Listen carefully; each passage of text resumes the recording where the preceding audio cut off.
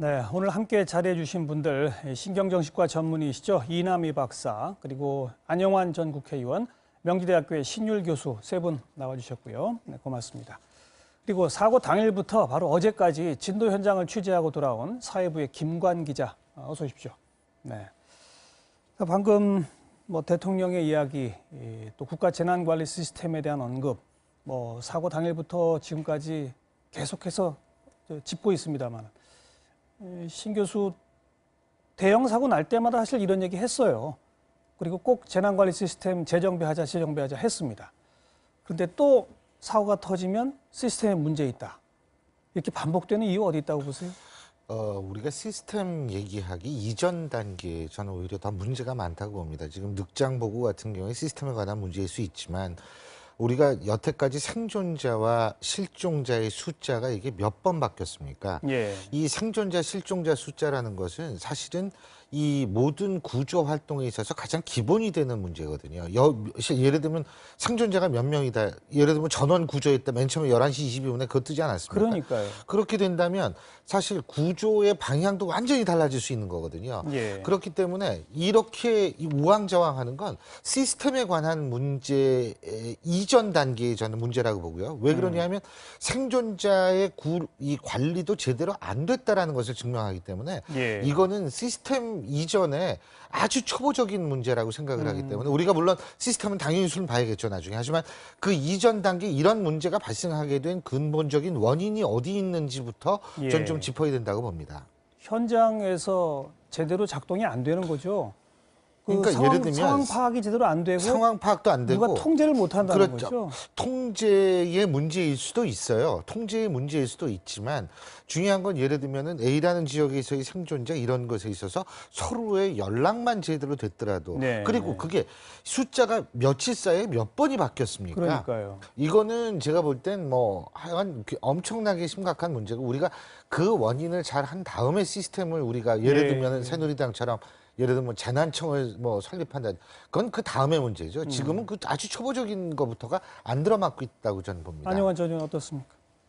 사실 이런 대형 사건이 터지면은 일단 현장 장악이 중요하거든요. 맞아요. 누군가가 현장을 장악을 해서 상황을 파악이 중요합니다. 상황을 파악한 다음에 그 상황을 구성원들이 공유를 해야 되는 겁니다. 그 공유한 상태에서 회의 결과 중지를 모아서 대응책이 나오고 예. 발표가 일관된 발표가 나와야 되는 겁니다. 근데 지금 상황을 보니까 전체 현장 장악이 안 된 겁니다. 상황 파악이 처음부터 안 된 거죠. 장악이 안 되다 보니까. 그러다 보니까 정보 공유가 안 되고 그렇죠. 안 되다 보니까는 중대본에서 발표한 거고 해경에서 발표한 게 틀린 겁니다. 예. 중대본에서 그러니까 중앙에 있는 중앙재해대책본부에서 발표하면 해경에서 그게 아니다 이렇게 발표. 공유가 안 된 거, 또 이제 발표 혼선이 생긴 거죠. 맞아요. 그래서 전체적인 현장 장악이 안 됐다는 게 사실 현장 초기 대응력을 떠나서 국민들의 지금 민심을 건드리고 감정을 건드리는 건 이거 하나 제대로 못하는 거죠. 그러니까요. 숫자 하나 파악 못하는 거냐. 그냥 헤아리기만 잘해도 되는 그러니까요. 건데. 그래서 이제 예. 그 문제가 가장 크고 이제 그다음에 이제 초기 대응 문제는 제가 보기에는 해경이 사실 문제 있었다고 봅니다.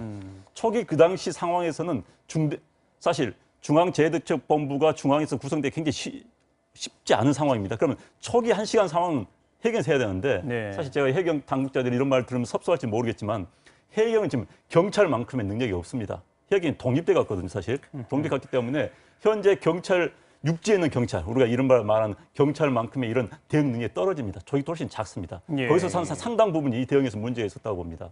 그다음에 이제 나머지는 현장에 책임과 있는 사람이 지휘 권한을 가진 사람이 가야 되는 겁니다. 그렇죠. 그래서 쉽게 말해서 민원인들, 즉 피해자 가족이 뭐 하면 그때 정리를 해줘야 되는 겁니다. 정리를 못하고 눈치를 보다 보니까 또 이렇게 생긴 거죠, 사실. 예, 예. 그래서 뒤늦게나마 그 총리가 가서 지휘를 하는 것이 좀 그나마 다행인데 총리도 좀 자신 있게 대응을 해줘야 되는 겁니다. 총리도 뭐 상해에서 하겠다. 현재 이 상황에서는 대응과 세 가지 있습니다. 사건 대응, 네. 피해자 가족들의 마음을 달래주는 것, 그렇죠. 그다음에 국민들에게 정확한 정보와 함께 국민들의 마음을 달래주는 것 세 가지가 있습니다. 이 세 가지를 할 수 있는 사람은 현재 총리급 정도밖에 없어요. 그럼 총리가 알겠습니다. 정리해서 자기가 그때 상황 파악을 하고 해줘야 되는데 그렇지 못하고 있다는 거죠. 네. 그리고 오늘 시작하면서 제자리에 가만히 있으라라고 하는 소리가 생생하게 살아있는 화면을 우리가 봤는데 우리 이남희 박사, 그 선장과 선원들 이해가 되세요? 이해 안 되시죠? 근데 제가 좀 조심스러운 게요.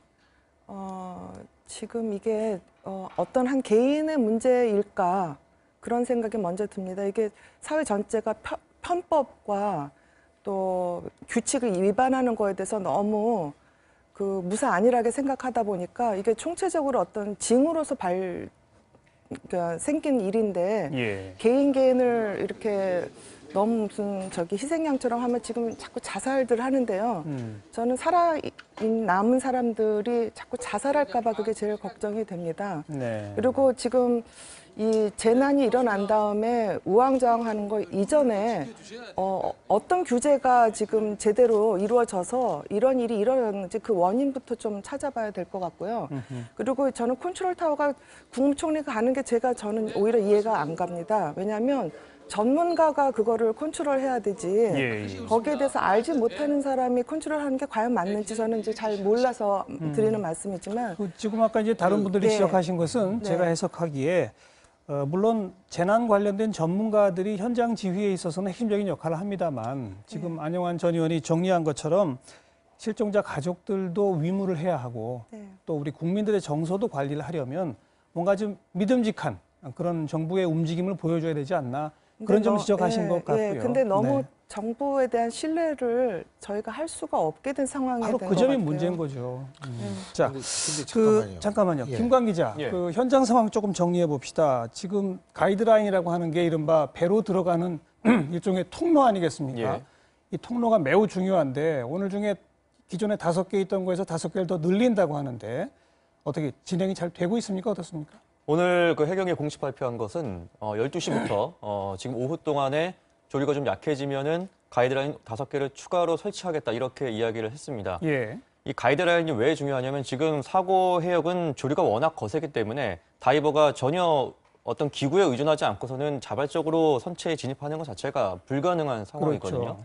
그러니까 해상 부표에 있는 해상 부표와 선박을 연결하는 가이드라인이 있어야만 이거를 마치 줄다리기를 하듯이 예. 손으로 끌고 이제 그 현장으로 들어가야 되는 건데 이게 사실 어제가 되어서야 5개가 설치가 됐습니다. 근데 오늘 5개를 더 설치한다. 이거 상당히 고무적인 일인데요. 왜냐면은 내려가는 가이드라인, 올라오는 가이드라인을 별도로 설치를 하면은 실시간으로 기존보다 2배 더 많은 잠수 요원들이 현장으로 투입이 될 수 있다는 얘기입니다. 예. 거기다가 저희가 앞서 계속 보도를 해드리고 있지만 음력으로 이제 사리와 조금이라는 그 시기가 있는데 내일이 이제 조금으로써 이제 조류가 좀 약해지는 시기라서 지금 이제 좀 수색에 박차를 가해야 하는 아주 중요한 시점이고요. 예. 다만 이제 오늘 아침까지 저희가 아침 뉴스부터 보도를 해드렸지만 오늘 00시 20분부터 아침 7시 20분까지 추가로 시신이 6구가 발견이 됐습니다. 예. 그런데 지금 한 7시간이 넘은 이 시점까지 아직 그 수색 작업이 현장이 좀 조류가 지금 조금 거세다고 하거든요. 예. 아직 지금 시신 수색이 이루어지지 않고 있는 상황인데 오후 때에 한번 이 구조 상황을 좀 더 지켜봐야 할 것 같습니다. 그래서 사실 좀 안타까운 표현이지만 시신 유실을 어떻게든 막아야 한다. 뭐 어떤 대책들을 세우고 있습니까? 일단 현장의 그물망은 일단은 이틀 전에 설치가 된 상태입니다. 아무래도 지금 제가 계속 말씀드리지만 조류 그리고 유속이 굉장히 세다 보니까 예. 혹시 이제 선박 주변에 있던 시신들이 굉장히 멀리 떠내려갔을 가능성을 전혀 배제할 수가 없거든요. 지금 이제 현장에 있는 가족들의 심정은 사실 처음에는 무조건 생존에 있을 거다라는 어떤 확신에서 약간은 이런 말씀 정말 조심스럽지만 체념하신 분들도 좀 계십니다. 따라서 진짜 하다못해 우리 아들, 딸 시신이라도 꼭 찾아달라 이런 예. 말씀하시는 분들 계시거든요. 예. 그러니까 아마 이제 그물망 설치가 어느 정도 됐기 때문에 그 안에서 이제 걸려오는 시신들은 추가적으로 수습이 될 것 같고요. 그 이후에 혹시 이 그물망이 설치되기 전에 이미 혹시 떠내려간 시신이 있을까 봐 그 부분이 사실 좀 우려가 되는 부분입니다. 근데 조금 다행스러운 것은 그쪽 조류가 한번 밀려가갔다가 다시 이쪽으로 밀려오는 그런 성질을 가지고 있다고 하니까 그건 조금 다행스럽고 같고요. 어쨌든 지금 현장에서 노력하고 있는 분들 다시 한번 뭐 노고를 치하해드리고 오늘 중에 어쨌든 5개 그 이상의 가이드라인이 꼭 좀 설치가 되기를 바라겠고요.